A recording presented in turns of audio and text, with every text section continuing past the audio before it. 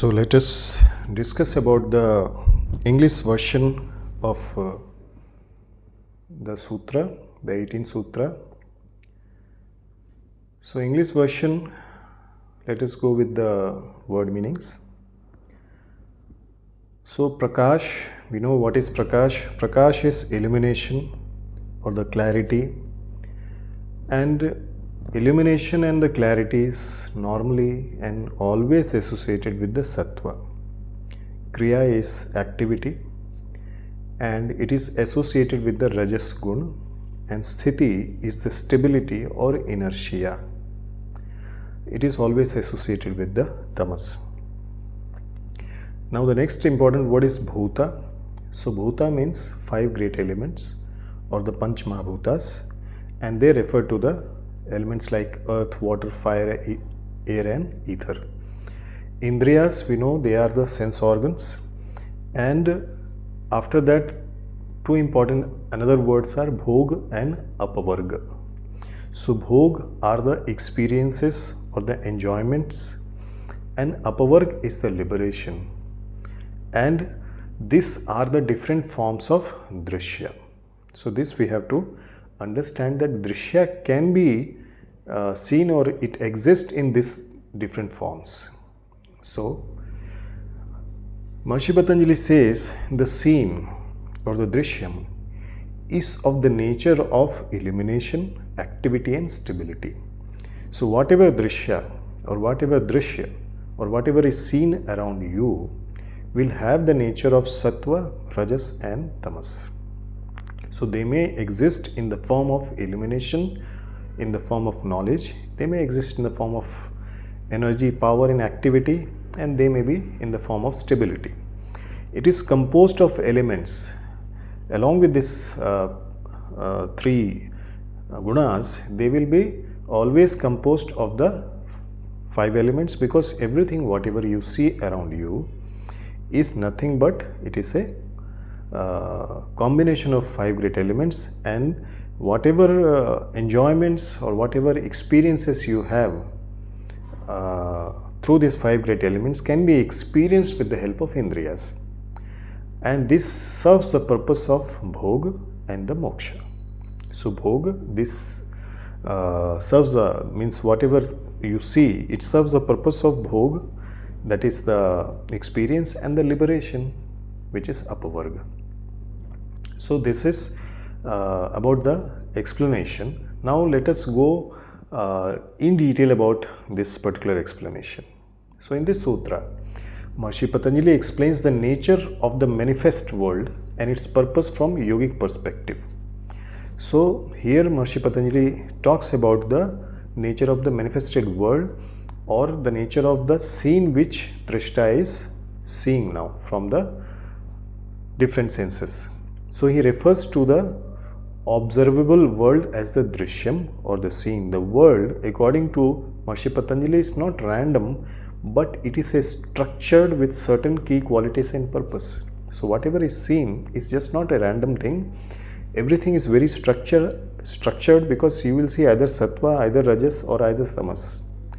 And then whatever you see in sattvic, rasic, tamasic, it will be in the form of panchbhautik 5 great elements composition, and it can be experienced with your sense organs. Always it happens in this way only. And the purpose of whatever you see is only to give you either some experience or to give you the moksha or the liberation. So the sutra provides insight into how the material world is formed, how it operates, and what it offers to the individual soul or the purusha. So this sutra mainly explains and provides the insight about how this material world is formed, which you call as drishyam.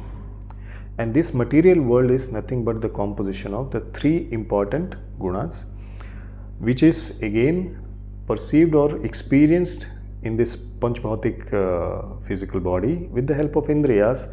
And what is the purpose of this world? Bhog and moksha. So let us understand one by one the 3 qualities or the 3 gunas. So the first guna which this sutra explains is prakash or the illumination. So Suppose, how to understand that? What is this sattva? Whatever you are listening right now is a sattva guna, because it is illuminating your soul. So, illumination of this. So, this quality represents the clarity, purity, and the light. So, anything which represents the clarity, which gives you the clarity, which is pure and which is light, that represents sattva. So, sattva is the state of balance associated with the knowledge, wisdom, and perception. So, when sattva is more, you will be in a state of illumination, you will be having knowledge and you will be having wisdom. So, that's the reason it is told as the prakash. After that, he says prakash, kriya. So, kriya is nothing but activity. Any activity you perform, that becomes a kriya. So, this quality represents the energy, because if you want energy, the rajas has to take up movement and the passion. So, whenever we talk about the energy, whenever we talk about the power, whenever we talk about the movement and the passion, rajas is what we talk. So, rajas is the driving force behind all the action. Suppose you want to perform any action, the rajas is the energy which is going to help you. Desires and change. So, rajas basically is the driving force behind all the actions in the desires and the change in those things. And the third guna is sthiti. So, sthiti is inertia or stability, and it is represented by the tamas. So, this quality represents inertia, resistance, and stability. So, whenever we talk about the inertia without any movement, or resistance or stability, then we talk about the tamas. So, tamas is a state of darkness, laziness, and dormancy. Now, these three qualities are present inside this prakriti, because these are the qualities of prakriti, and these gunas are present in the panchabhutas also. So, based on these gunas, sattvic, rajasic, and tamasic, you will see these panchabhutas which are present around you in the form of materialistic and the spiritual things around you. The indriyas will help you to experience it in the form of bhoga, or you will be totally non-attached to it and you will experience the yoga. So, these three qualities are not static, they are always in flux. So, these three qualities, prakash, kriya, and sthiti, are not static, they are not stagnant, they continuously keep on changing, combining in different proportions. Sometimes you will see more of sattva will be there, sometimes more of rajas will be there, sometimes more of tamas will be there. Like whenever you are interested, suppose you are practicing yoga sadhana, now when you are in a meditative state, whenever you are meeting some guru, whenever you are in a sattva state, so that particular sthiti is sattva sthiti. Now whenever you want some activity, like when you want to perform some things in sadhana, so that becomes your rajas. And when you are fed up of all the things and you think that it is of no use or complete stoppage of all the practices, so there comes the tamas. So this constant interplay of these three gunas give rise to the changing nature of the world, because there is a continuous play of the three gunas inside your mind also, and based on that you will be acting with the world, and you will be experiencing different experiences. For example, one day we may feel calm and focused. So suppose today you may feel focused and calm and you are doing your work properly. The next day we may feel restless and active, and that is the guna of rajas. And another day we may feel sluggish or uninspired. So there comes the tamas. So this is the first thing which the sutra talks. It is about the three gunas, prakash, kriya, and sthiti. Now, the next thing what this sutra talks is the elements and the sense organs. So it talks about the bhutas. So what are these bhutas? Bhutas are panch mahabhutas, and they come out from panch tanmatras naturally. So these bhutas, namely your earth, water, fire, air, and ether, these are present in different combinations throughout the whole universe, because the whole universe is nothing but prakriti. So everything physical in the world is made up of these 5 great elements. So everything around you, whether it is a human, whether it is an animal, whether it is any materialistic thing, everything is nothing but Panchmahabhutas. Okay? So the elements and senses, because you have this body and you have these 3 qualities of Prakriti also with this body.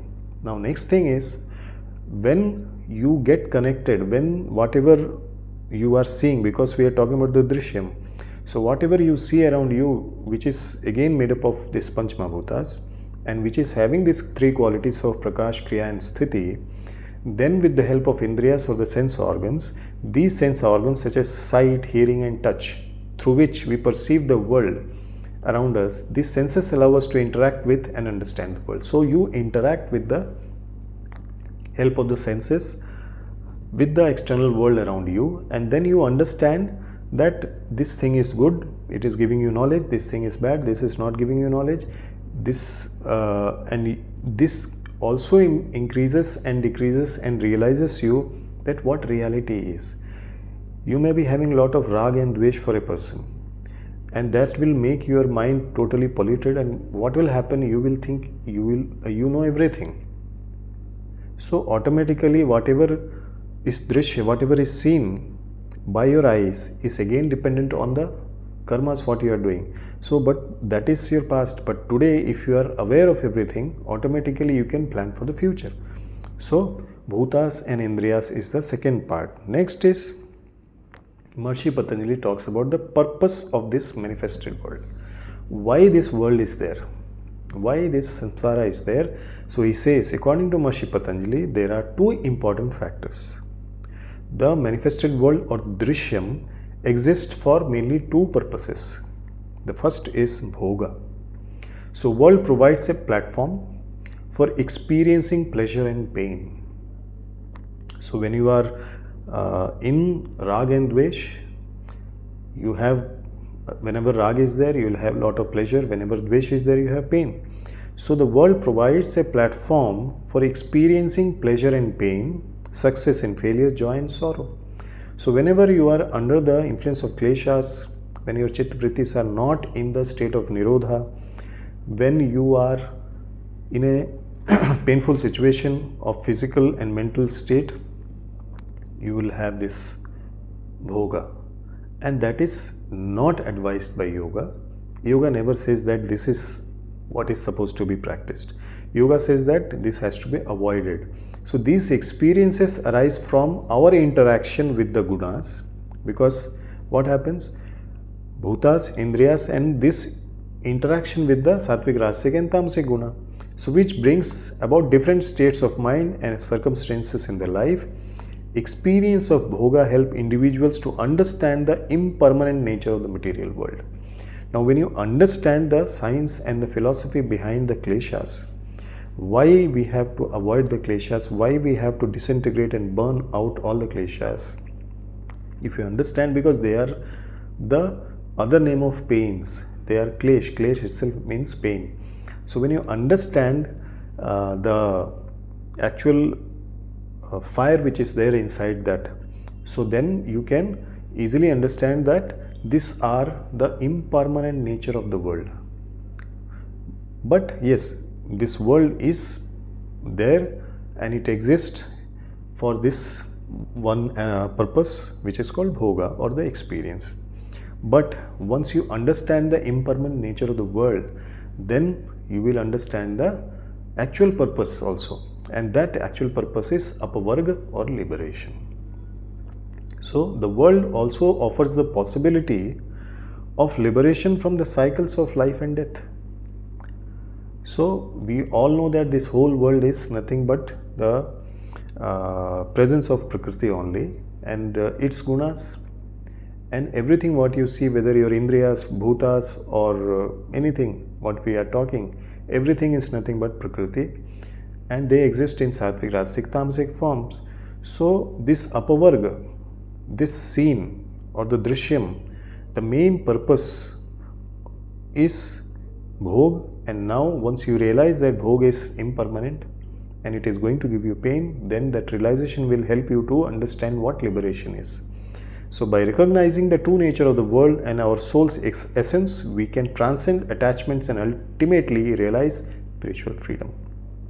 So by overcoming all the difficulties, all the pains, antarayas, whatever is discussed in yoga philosophy, ultimately entering inside the samadhi or the sanyama. So with the sanyama you will see samadhi parinam. Then when you are in samadhi parinam, when the object of meditation which is exactly in the seat, which is on the seat, and when that is not changing, so ekagrata parinam, and when even that also